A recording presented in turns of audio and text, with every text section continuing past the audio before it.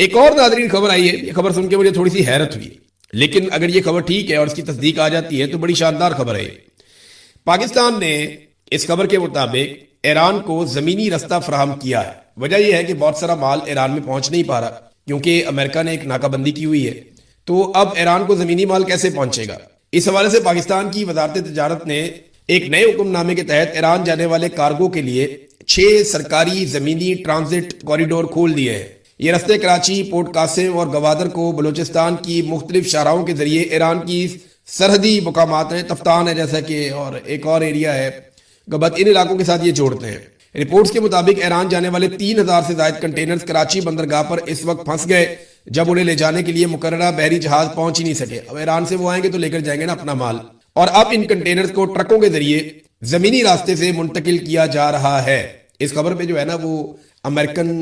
اور ان کے سہولت کار اور جو لوگ اسرائیل کو پسند کرتے ہیں یا ایران سے نفرت کرتے ہیں، مغربی ممالک میں جتنے بھی لوگ ہیں، وہ اس کے اوپر بڑا سخت رد عمل دینے اور کہہ رہے ہیں پاکستان نے ہمارے ساتھ ڈبل گیم کی ہے، پاکستان کو ایران کو یہ کنٹینرز نہیں دینے چاہیے تھے۔ ابھی اس کی کوئی تصدیق ہے، سچ نہیں آ رہی، لیکن یہ خبر آئی ہوئی ہے اور خبر میں نے آپ کے ساتھ شیئر کر دی ہے۔ خبر کے مطابق یہ ہے کہ پاکستان کی وزارت تجارت نے یہ کوریڈورز کھولے ہیں اور ان کے مطابق ایران کو سپلائی ہو رہی ہے ان کے کنٹینرز کی، جو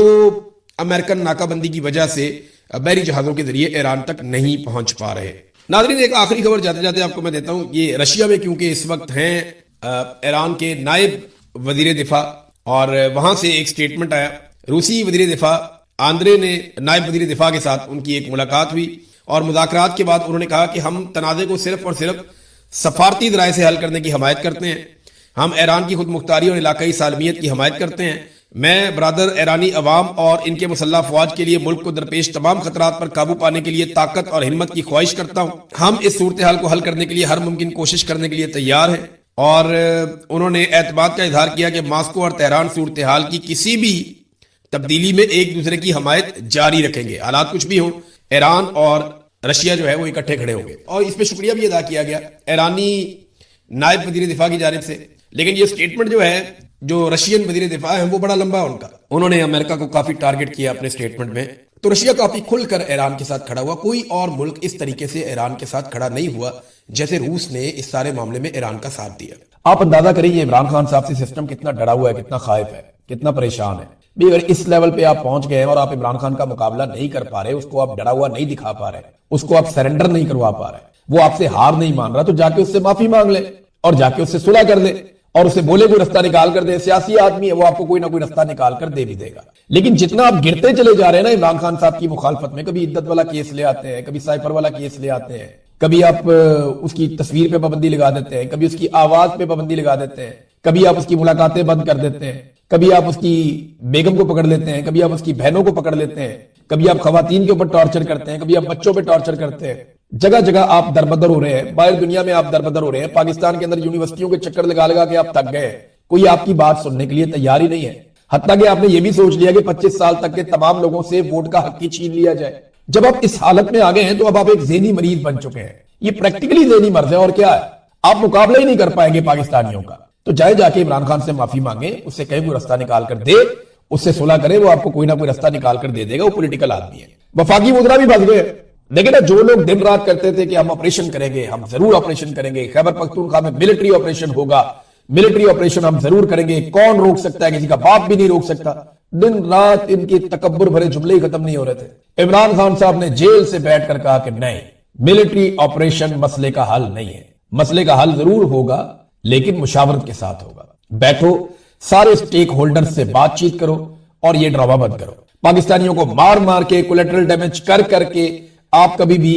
امن نہیں لا پائیں گے۔ عمران خان نے خود بتایا تھا، اس نے سلوشن کہا تھا، اور اب یہ سارے ملٹری آپریشن سے بھاگ رہے ہیں۔ یعنی پہلے جو سارے بڑکے مار رہے تھے، قیدی نمبر 804 اکیلا کھڑا تھا، اس نے کہا جی میں آپریشن نہیں کرنے دوں گا، آج یہ سارے آپریشن سے بھاگ رہے ہیں۔ جناب ہم تو آپریشن کر نہیں رہے تھے، ہمارا تو ارادہ ہی کوئی نہیں آپریشن کرنے کا۔ ناظرین آپ اندازہ کیجئے کہ عمران خان جس کے نام کے اوپر کاٹا لگایا گیا تھا پاکستانی اسٹیبلشمنٹ کی جانب سے، ہر طرف آپ کو عمران خان کا نام ہی سنائی دیتا ہے۔ کوئی ایک بھی ٹاک شو ان کے بغیر مکمل نہیں ہو سکتا، کوئی ایک بھی ٹی وی چینل ان کے بغیر ایک دن نہیں گزار سکتا، ایک گھنٹہ نہیں گزار سکتا۔ تو ہر طرف عمران خان صاحب کا ہی تذکرہ ہے، کہیں پہ اپوزیشن بات کرے، حکومت بات کرے، پاکستان سے باہر بات ہو، جو لوگ ملتے ہیں۔ یعنی ابھی ایک چیز رپورٹ ہوئی ہے، میں ذاتی طور پہ تو کنفرم نہیں کر سکتا، لیکن چند صحافیوں نے یہ دعویٰ کیا کہ جب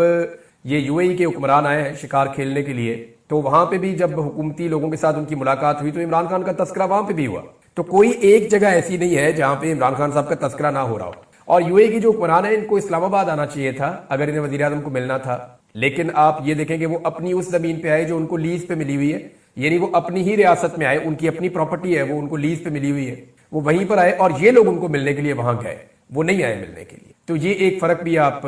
ذہن میں اپنے رکھیں. لیکن چلیں اچھی بات ہے کہ کاٹا جو لگایا جاتا ہے اسٹیبلشمنٹ کی جانب سے عوام اس کو مٹا دیتی ہے. فاطمہ جناح کے نام کے اوپر کاٹا لگایا گیا تھا، عوام نہیں مانی. ذوالفقار علی بھٹو کے نام کے اوپر کاٹا لگایا گیا تھا، آج بھی لوگ اس کے نام پہ ووٹ دیتے ہیں. کوئی ووٹ مانگے نا یحییٰ خان کے نام کے اوپر لتر پڑیں گے، کوئی پرویز مشرف کے نام کے اوپر ووٹ مانگ کے دکھائے، کوئی کسی بھی جرنیل کے نام کے اوپر ووٹ مانگے، دیکھیں لوگ ووٹ کہاں دیں گے، لوگ جرمانہ کر دیں گے اوپر سے اور باقیوں کو بھی منع کریں گے ووٹ نہ ڈالنا. تو کاٹا لگانے والے جو ہے ان کے اوپر قدرت نے ہمیشہ کاٹا لگایا، بڑا کر کے کاٹا لگایا، اور جن کے ناموں کے اوپر کاٹا لگایا گیا قدرت ان کے ناموں کو زندہ رکھتی ہے. آج عمران خان صاحب بھی اسی صورتحال کا سامنا کر رہے ہیں. کہا گیا جی عمران خان کے نام کے اوپر ریڈ لائن لگ گئی ہے، کراس لگا دیا گیا ہے، کاٹا لگا دیا گیا ہے. لیکن اب آپ یہ دیکھیں کہ عمران خان کے بغیر نہ سسٹم چل پا رہا ہے، نہ نظام چل پا رہا ہے. حالات کہاں پہنچ گئے ہیں، میں ابھی آپ کے سامنے ایک ڈیٹا رکھوں گا، آپ حیران ہو جائیں گے. اور یہ ڈیٹا جو ہے وہ سرکاری اعداد و شمار ہے، میں کوئی اپنے سے ذاتی طور پہ نہیں بنا رہا ہوں، آپ کے سامنے ساری چیزیں میں ابھی رکھ دوں گا. لیکن ایک چیز آپ ذہن میں رکھیں کہ جو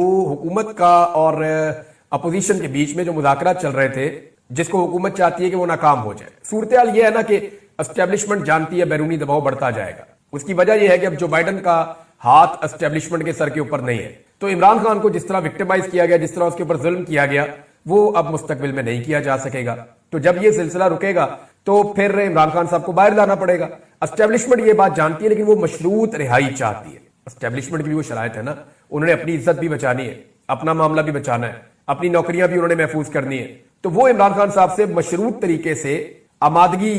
لے کر ان کو رہا کرنا چاہتے ہیں. حکومت چاہتی ہے کہ جتنا میکسیمم ہو سکے عمران خان صاحب کو اندر رکھا جائے، کیونکہ جو عمران خان صاحب کی مقبولیت ہے، اس مقبولیت کے عالم میں اگر وہ باہر آ گئے تو پاکستان کی ساری سیاست ان کی مٹھی میں آ جائے گی اور فیصلے وہ کرنا شروع ہو جائیں گے. اب عمران خان صاحب کو اگر آپ دیکھیں تو وہ شرائط ماننے پر تیار نہیں ہے، وہ جیل میں مزید ٹائم گزارنے پر بھی آمادہ ہیں. اب حکومت مذاکرات کو ناکام کرنے کے لیے جو کمیٹی ہے، جو مذاکراتی کمیٹی پاکستان تحریک انصاف کی جانب سے ہے، ان کی ملاقات عمران خان صاحب سے نہیں کروا رہے. حالانکہ کمیٹی نے مطالبہ کیا بڑا کلیئرلی کہ آپ اب ہماری ملاقات کروائیں ذرا آزادانہ ماحول میں، جہاں پہ اداروں کی نگرانی نہ ہو، جہاں پہ آڈیو ویڈیو ریکارڈنگ نہ کی جا رہی ہو، تاکہ کھل کر اپنے لیڈر کے ساتھ ہم ڈسکشن کریں، انہیں بتائیں جناب کہ کیا صورتحال ہے، اور عمران خان صاحب کے ساتھ کھل کے ہم بات کریں، وہ کھل کے ہمارے ساتھ بات کریں، تو کسی نتیجے پر پہنچنے کی کوشش کریں. اور مذاکرات سے ہی مسئلے کا حل نکلتا ہے، جنگوں کے بعد بھی مذاکرات ہی ہوتے ہیں الٹیمیٹلی. اب یہاں پہ جو عامر مغل صاحب ہیں انہوں نے کچھ حقائق سامنے رکھے ہیں، ویسے بھی یہ حقائق لکھے ہوئے ہیں. کمیٹی کی جو آپس میں دو کمیٹیوں کی میٹنگ ہوئی تھی،